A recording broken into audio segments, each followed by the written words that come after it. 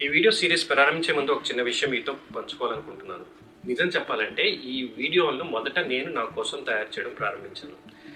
Entrepreneurship అనే విషయాన్ని లోతుగా అర్థం చేసుకోవడానికి ప్రతి కాన్సెప్ట్‌ను నేను స్వయంగా చదువుతూ, నోట్స్ తయారు చేసుకుంటూ, నేర్చుకుంటున్న సమయంలో ఇది నాకే కాకుండా చాలామందికి ఉపయోగపడుతుంది కదా అనే ఆలోచన వచ్చింది. అందుకే ఈ సిరీస్‌ని అందరికీ అందుబాటులోకి తీసుకువస్తున్నాను. మీరు బీబీఏ లేదా BCom or any MBA graduate అయినా సరే, ఉద్యోగంలో ఉన్నా ఎప్పుడో ఒకరోజు మీ సొంత వ్యాపారం ప్రారంభించాలని కలగంటున్నా ఈ సిరీస్ మీకు బలమైన పునాది వేస్తుందని నేను ఆశిస్తున్నాను. ఇది కేవలం ప్రారంభం మాత్రమే. రాబోయే రోజుల్లో మరింత లోతైన ఎంటర్‌ప్రెన్యూర్‌షిప్ సిరీస్ తీసుకురావాలని నా ప్రణాళిక. అందులో విజయవంతమైన స్టార్టప్ల కథలు, ప్రపంచవ్యాప్తంగా ఉన్న పారిశ్రామికవేత్తల ప్రయాణాలు, వారి విజయాలు మాత్రమే కాదు వారి వైఫల్యాలు కూడా, నిజ జీవిత ఇంటర్వ్యూలు, వ్యాపార ఆలోచనలు ఎలా అభివృద్ధి చేయాలో, అలా ఒక స్టార్టప్ని ఎలా నిర్మించాలో అన్నింటినీ చాలా సులభంగా నేర్చుకుందాం. ఈ వీడియోలో ఏదైనా సందేహం ఉంటే లేదా మీరు ఏదైనా ప్రత్యేకమైన ఎంటర్‌ప్రెన్యూర్‌షిప్ టాపిక్ గురించి తెలుసుకోవాలనుకుంటే కింద కామెంట్ చేయండి. మీ కామెంట్ల ఆధారంగా రాబోయే వీడియోలను రూపొందిస్తాను. ఈ ప్రయాణంలో నాతో కలిసి వచ్చినందుకు ధన్యవాదాలు. మరి ప్రారంభిద్దామా? ఈ మొత్తం సిరీస్కు ఇది పునాది. ఈరోజు మనం డెఫినేషన్తో ప్రారంభించాం. ముందుగా ఒక ఎంటర్‌ప్రెన్యూర్ ఎలా ఆలోచిస్తాడో తెలుసుకుందాం.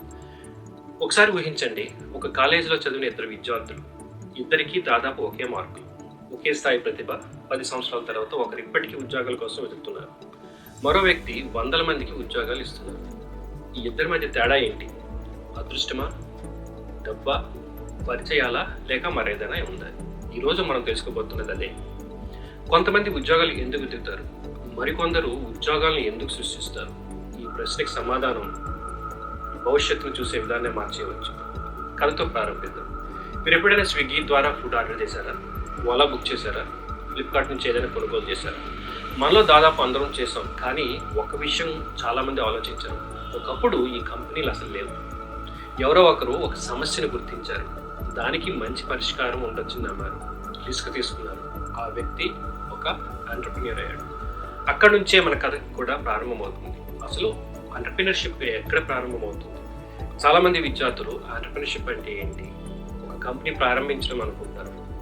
అది కథలో చివరి భాగం మాత్రమే. నిజమైన ఎంటర్‌ప్రెన్యూర్‌షిప్ అంటే దానికంటే చాలా ముందే ప్రారంభమవుతుంది. ఇతరులు పట్టించుకోని సమస్యను గుర్తించినప్పుడు, ఒక అవకాశాన్ని చూసినప్పుడు, అందరూ ఫిర్యాదు చేస్తున్న చోట దీనికి మంచి పరిష్కారం ఏంటి అని ఆలోచించినప్పుడు అక్కడే ఎంటర్‌ప్రెన్యూర్ పుడతాడు. ప్రపంచంలోని చాలా పెద్ద కంపెనీలు ఇలాంటి చిన్న ఆలోచనల నుంచి ప్రారంభమయ్యాయి. ఎంటర్‌ప్రెన్యూర్ అంటే ఎవరు? పుస్తకాల్లో ఇలా చెప్తారు: అవకాశాన్ని గుర్తించి, వనరులను సమీకరించి, రిస్క్ తీసుకొని విలువలు సృష్టించే వ్యక్తిని ఎంటర్‌ప్రెన్యూర్ అంటారు. కానీ ఇంకా సులభంగా చెప్పాలంటే ఎంటర్‌ప్రెన్యూర్ అంటే సమస్యలను పరిష్కరించే వ్యక్తి. ఫ్లిప్కార్ట్ ప్రజలకు ఉత్పత్తులను సులభంగా అందించింది. ఓలా రవాణాను సులభతరం చేసింది. స్విగ్గీ ఆహారాన్ని ఇంటికి తీసుకొచ్చింది. ప్రతి ఎంటర్‌ప్రెన్యూర్ ఒక సమస్యతో ప్రారంభిస్తాడు, వ్యాపారం తర్వాత వస్తుంది. ఇక్కడ చూద్దాం, ఒక సమస్యని ఆలోచనగా మారుతుంది, ఆలోచన పరిష్కారం కోసం వెతుకుతుంది, అక్కడ కస్టమర్లు వస్తారు, వ్యాపారం అభివృద్ధి చెందుతుంది. అసలు ఎంటర్‌ప్రెన్యూర్‌షిప్ అనేది అవకాశాలను విలువగా మార్చే ప్రయాణం.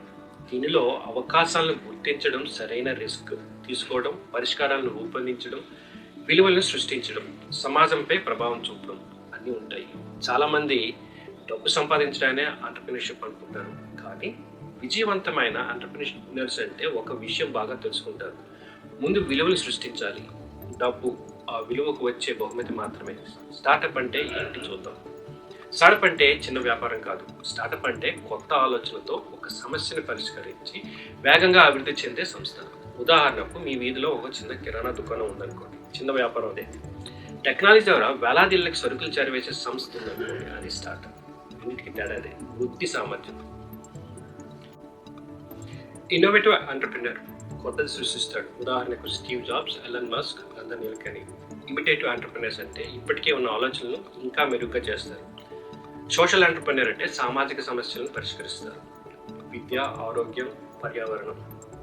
ఉమెన్ ఎంటర్‌ప్రెన్యూర్ అంటే స్వతంత్రంగా వ్యాపారాన్ని నిర్మించే ఒక మహిళ. కార్పొరేట్ ఎంటర్‌ప్రెన్యూర్ అంటే పెద్ద సంస్థల్లో కొత్త ఉత్పత్తులు, కొత్త ఆవిష్కరణలు చేసే ఉద్యోగులు. ఒక రిక్రూట్మెంట్ ప్రొఫెషనల్గా నా అనుభవంతో నేను ఎన్నో సంవత్సరాలు వేలాది మంది అభ్యర్థులను ఇంటర్వ్యూ చేశాను. ఒక విషయం స్పష్టంగా గమనించాను: కెరీర్లో వేగంగా ఎదిగేవారు ఎప్పుడు ఎప్పుడూ ఎంటర్‌ప్రెన్యూర్‌గా ఆలోచిస్తారు.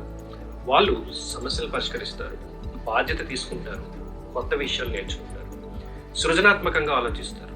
మీరు జీవితంలో వ్యాపారం ప్రారంభించకపోయినా ఈ ఆలోచన ధోరణి మంచిది. ఈ ఎంటర్‌ప్రెన్యూర్ మైండ్‌సెట్ మిమ్మల్ని గొప్ప ప్రొఫెషనల్‌గా మరియు గొప్ప లీడర్‌గా మార్చగలదు. విజయవంతమైన ఎంటర్‌ప్రెన్యూర్ లక్షణాలు ఎలా ఉంటాయంటే, వాళ్ళు క్రమశిక్షణ కలిగి ఉంటారు, ఆత్మవిశ్వాసంతో ఉంటారు, కొత్త ఆలోచనలకు సిద్ధంగా ఉంటారు, స్వయంగా ప్రారంభిస్తారు, పోటీని స్వీకరిస్తారు, సృజనాత్మకంగా ఆలోచిస్తారు, పట్టుదలతో ఉంటారు, మంచి కమ్యూనికేషన్ కలిగి ఉంటారు, కష్టపడి పనిచేస్తారు, తమ పనిపై అభిరుచి కలిగి ఉంటారు. మంచి విషయం ఏంటంటే ఈ లక్షణాల్లో చాలా వరకు నేర్చుకోవచ్చు. ఎంటర్‌ప్రెన్యూర్స్ ఎప్పుడూ పుట్టరు, చాలామంది అనుభవం, పట్టుదల మరియు నిరంతర అభ్యాసం ద్వారా తయారవుతారు. ఎంటర్‌ప్రెన్యూర్‌షిప్ దేశానికి ఎందుకు అవసరం? ఎందుకంటే ఉద్యోగాలు సృష్టిస్తారు, కొత్త ఆవిష్కరణలు తీసుకొస్తారు, పోటీని పెంచుతారు, ఆర్థిక వ్యవస్థను బలోపేతం చేస్తారు, ప్రాంతీయ అభివృద్ధికి తోడ్పడతారు, జీవన ప్రమాణాలను మెరుగుపరుస్తారు. ఒక స్టార్టప్ విజయం సాధిస్తే అది మరెందరికో జీవితాలు మార్చగలదు. మీ చుట్టూ కనిపిస్తున్న ప్రతి ఒక్క కంపెనీ ఒక చిన్న ఆలోచనతోనే ప్రారంభమైంది.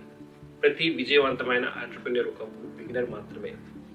ఇక్కడ ఉన్న ప్రశ్న ఏంటంటే, నేను ఈరోజు ఎంటర్‌ప్రెన్యూర్ అవ్వగలనా అనేది కాదు. ప్రశ్న ఏంటంటే, రేపటి నుంచి సమస్యలను వేరే కోణంలో చూడడం ప్రారంభించగలనా? ఎందుకంటే ఎంటర్‌ప్రెన్యూర్‌షిప్ అనేది కంపెనీ ప్రారంభించక ముందే మొదలవుతుంది. అది ఒక ఆలోచన విధానం. ఆ ఆలోచన విధానం మీ జీవితాన్నే మార్చగలదు. ఈరోజు మీకు ఒక ప్రశ్న, మీ కాలేజీలో కానీ, మీ ఊరిలో కానీ, లేదా మీ సమాజంలో కానీ మీరు ఒక సమస్యను పరిష్కరించే అవకాశం వస్తే ఏ సమస్యను ఎంచుకుంటారు? కామెంట్లో తప్పకుండా చెప్పండి.